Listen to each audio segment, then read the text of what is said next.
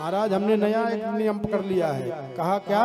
कहा अब तो हम इसमें मालूम हो गए, पूजा पाठ दुनिया भर का सब कहाँ इसमें फंसे हुए। अब ज्ञान मार्ग हमने पकड़ लिया। अब तो 7 ही दिन में भगवान का दर्शन करा दे रहे। आओ इसी में दर्शन करो, जाओ, हो गया। जय सिया राम। लो नया नया मार्ग, कल्पित पंथ अनेक। ध्यान देना, ऋषभदेव जी के ज्येष्ठ पुत्र भरत जी महाराज मृग का चिंतन किए, मृग बन गए, लेकिन भजन का प्रभाव मिटा नहीं। अगली बार आंगिरस गोत्रीय ब्राह्मण के यहाँ जन्म हुआ और 3 वर्ष में गायत्री मंत्र न पढ़ पाने के कारण इनके पिताजी ने का नाम जड़ भरत रख दिया। बड़े प्रसन्न हुए, कहा बहुत सुंदर किए पिताजी, हमारा नाम जड़ भरत रख दिया। क्यों? अब ये जानबूझ करके पागल बने रहते थे, जड़ बने रहते थे। भाइयों ने इनको अलग कर दिया। कहा कुछ काम करता है ना, धंधा करता है, टाइम से केवल भोजन करने आ जाता है, बस हटाओ इसको।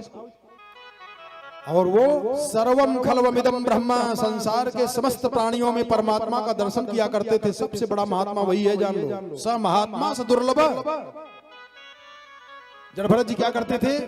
कोई अगर उनको बुला ले, भैया ये काम करना है, लग जाते थे, कर देते थे। सबको भगवान मानते थे। सिया राम मैं, आहा, ये दृष्टि जिसको प्राप्त हो जाए, ये कथा से प्राप्त हो पाएगी। जिस दिन ये दृष्टि प्राप्त हो जाए, जानो महापुरुष बन गए। संसार की समस्त स्त्रियों में मातृत्व की भावना आ जाए। रावण को जब लड़ाई प्रारंभ हुई थी, राम रावण का युद्ध हुआ, तो जब रावण हारने लगा, गड़बड़ होने लगा, तो कुंभकर्ण को जगाया, भैया जाग जाग। कुंभकर्ण जगा, पूरी घटना बताया रावण से कुंभकर्ण ने कहा कि जब आप वेश बदलना जानते हैं, साधु का वेश बना करके सीता जी का अपहरण किए, तो राम का रूप क्यों नहीं बना लिए? लड़ाई न होती, सीता जी पीछे पीछे अपने आप ही चली आती। रावण ने डांट करके कहा कि कुंभकर्ण तुम मुझसे छोटे हो, जो तुम सोचते हो उसको मैंने अपनाया, प्रयोग किया। कुंभकर्ण ने कहा भैया आपने राम का रूप बनाया? कहा पहले मैं राम का रूप बनाया था। फिर क्या हुआ? कहा जब मैं राम का रूप बनाया तो संसार की जितनी भी नारियां हैं सब मुझको माता और बहन के समान दिखाई देने लगी। मैंने उस रूप का परित्याग करके तब साधु का रूप बनाया। अरे जिसका नकली रूप बनाने पर इतना बड़ा ज्ञान प्राप्त हो जाए, असली रूप में भगवान कैसे रहे होंगे, कल्पना कर लीजिए। हमारा कहने का मूल भाव क्या है? ये दृष्टि प्राप्त हो गई है किनको? जड़ भरत जी महाराज को। सिया राम मैं सब जग जानी, हरि करऊं प्रणाम, जोरी जुग पानी। इनके भाइयों ने बड़ा प्रयोग किया, कहीं नहीं ठीक हो पाए, तो ये बेचारे जंगल में घूम रहे थे और कुछ डकैतों ने मन में विचार किया, और डकैतों के सरदार के पत्नी से कोई संतान नहीं था। भद्रकाली देवी से मनौती मानी कि हे मैया, अगर हमारी पत्नी के द्वारा कोई पुत्र की प्राप्ति हो जाएगी तो एक नर बलि चढ़ाऊंगा। और उस डकैतों के सरदार की पत्नी से पुत्र की प्राप्ति हो गई। ढूंढ रहे थे कोई नर मिल जाए, उसकी बलि चढ़ा दूं। और ये जड़ भरत जी महाराज निर्द्वंद होकर के भगवान के नाम पर विचरण करने वाले घूम रहे थे जंगल में। इन्हीं को डकैतों ने पकड़ लिया, कहा ले चलो। और जब पकड़ के लेकर के आए, इनको स्नान कराए। ये तो हमेशा ब्रह्म चिंतन में मस्त हैं, इनको क्या पता है कि हमको मारेंगे कि क्या करेंगे, ये अपने मस्ती में मस्त हैं। और जब डकैतों ने इनको स्नान कराया, सुंदर वस्त्र पहनाया और परिक्रमा कराई भद्रकाली की, और सर झुका करके जब सोचा कि मारूं, तो भगवती भद्रकाली ने सोचा कि ये अज्ञानी ब्रह्मज्ञानी का वध करना चाह रहे हैं। भगवती मूर्ति में से प्रकट हो गई और प्रकट होकर के उन्हीं की तलवार छीन करके उन डकैतों की, कहते हैं सुखदेव जी महाराज कि दुष्टानाम तेनई वासिनाम विविघ्न शीर्षणा गला स्रवंत मसृगाल स्रवंत मुष्णम यसह गणेन निपीत यापित बिह्वलोस्ताम स्वपार्षदै सह जगौ ननर्त स विजजहार स शिरः कंदुकः लीलया। जैसे बच्चे गेंद खेलते हैं, ऐसे उन डकैतों के सर को भगवती गेंद के समान फेंक दी। और जड़ भरत जी को हाथ उनके ऊपर फेर दिखा, बेटा चिंता मत करो। अब ये जड़ भरत जी महाराज वैसे ही भगवती हाथ फेरी तब भी वैसे ही, नहीं फेरी थी तब भी वैसे मस्ती में घूमते हुए जा रहे थे। सुखदेव जी कह रहे कि राजन, अथ सिंधु सौवीर पते रहो गणस्य ब्रजत इक्षुमत्यास्तटे तत्कुलपतिना शिविकावाह पुरुषान वेषण समये दैवेनोपसादितः स द्विजवरः उपलब्ध एस पीवा युवा सम्मननांगो गोखरवद्धुरम वोढुमलमिति। राजा रहुगण, सौवीर देश का राजा कौन?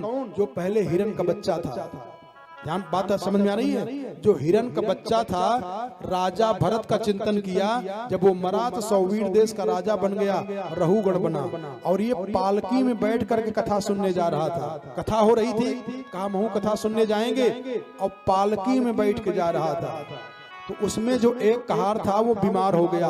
जब बीमार हुआ तो राजा रहुगण ने कहा कि मैं राजा हूं, जो कोई मिल जाए उसी को पकड़ के लगाओ पालकी में। अब ये जड़ भरत जी महाराज तो मस्ती में घूमते हुए जा ही रहे थे। कहार उनका, है बाबा आ जाओ पालकी में लग जाओ। ये बेचारे पालकी में लग गए। अब पालकी कंधे पे जब पड़ी इनके तो दो कहार आगे दो कहार पीछे। तो जड़ भरत जी महाराज जब चलने लगे, इनके पैर से कोई जीव दब न जाए इसलिए नीचे देखते थे। और जो चींटियां हैं, छोटे छोटे जीव, वो सोचते थे कि ब्रह्मज्ञानी जड़ भरत जी के चरण की धूल अगर मुझको मिल जाती तो मेरा जीवन धन्य हो जाता। इसलिए वो भाग करके जड़ भरत जी के चरण के नीचे आना चाह रहे हैं, और जड़ भरत जी उसको बचाते हैं। कभी आगे पैर रख दे, कभी पीछे रख दे, कभी बगल में रख दे, कभी उधर रख दे, तो पालकी का क्रम बिगड़ जाए। और जो पालकी में बैठा था राजा रहुगण, उसको चोट लगी और गुस्सा किया। क्या कहे, क्यों रे कैसे पालकी चला रहा है? जब डांटा तो तीनों कहारों ने डर कर कहा कि जहां अपना है ईश्वर, अथ ईश्वर वचः सोपालम भूमाकरणे न तुरीया छंकित मनसम विद्यात मांभू न वयम नरदेव प्रमत्ता। हे नरदेव, राजा को नरदेव कह रहे हैं। कहार डर के मारा, महाराज हम लोग प्रमाद में नहीं है, जो नया नया आया है कहार यही कूद छलांग लगाता है, कभी कूदता है कभी पीछे हो जाता है, जिसकी वजह से पालकी बिगड़ जा रही है। तो राजा ने सोचा कि सांसर्गिक दोष होता है, कोई छोटी गलती करे तुरंत उसको दंडित कर दो, फिर भविष्य में ऐसी गलती नहीं करेगा। और जो क्षमा करते गए तब तो गलती बढ़ती जाएगी। इसलिए राजा सोचे कि इसको ठीक करूं, डांटे। हाँ क्यों रे, मुर्दा हो गया है, पालकी नहीं चला पाता। लेकिन जड़ भरत जी महाराज के ऊपर कोई फर्क नहीं पड़ा, जैसे के तैसे चल रहे हैं। कहते हैं अथ पुनः स्वशुभिकायाम विषमगतायाम प्रकुपित उवाच रहुगण। फिर जब चले पालकी लेकर के तो पुनः वैसे चले। अब तो राजा रहुगण गुस्सा किया, कहा पालकी नीचे रखो, प्रमत्तस्यते करोम चिकित्साम। ये प्रमादी हो गया है, अब पहले इसकी मैं दवा करता हूँ। और जब नीचे पालकी उतरवाए, कहा इसकी दवा करो, मैं चिकित्साम, तेरी दवा कर दूं। और हंटर निकाले मारने के लिए, किनको? जड़ भरत जी महाराज को। तो जड़ भरत जी ने अपने मन में सोचा कि बोलूं कि न बोलूं। सोच रहे हैं अगर न बोलूं तो कहीं ऐसा न हो कि अगर ये हमको मार दिया तब तो बेचारा नरक में चला जाएगा। कथा सुनने जा रहा है, कथा का फल देखो, अभी कथा में पहुंचा नहीं है। एक कथा में जा रहा था और पालकी में बैठ के जा रहा था, ब्रह्मज्ञानी के साथ अपमानित व्यवहार किया है। इसलिए कहा है क्रूरा पिशाचा इव निर्दयाश्च ये सप्ताह यज्ञेन कलौ पुनन्तिते। और पंचोग्र पापा छल छद्मकारिणः क्रूरा पिशाचा इव निर्दयाश्च ये। सोचो, ब्राह्मण ब्रह्मज्ञानी का अपमान करने का भी इसको इतना पाप लगा कि इसको जल करके भस्म हो जाना चाहिए।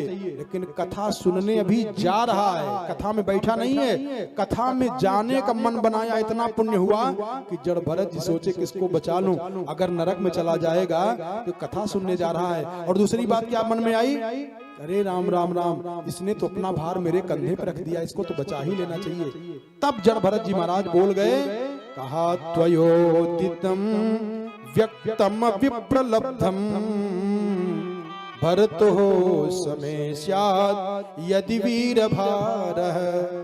और यद्गन्तुर यदि स्यात् अधिगम्य मध्वा पीवे तिरासौ न विदाम प्रवादः।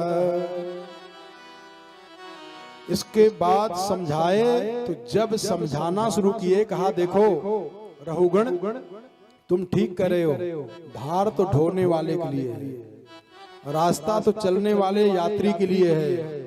जब ये सब बातें बताने लगे अध्यात्म की, तब रहुगण ने सोचा कि हैं कौन ये, देखने में तो पागल लग रहा था लेकिन बड़ी ऊंची ऊंची बात बोल रहा है। तो जब कंधे पे देखे तो उस पे जनेऊ दिखाई दिया, यज्ञोपवीत दिखाई दिया। अरे राम राम, सौवीर देश का राजा रहुगण कंधे पर यज्ञोपवीत देखा, धरती पर लेट करके प्रणाम किया।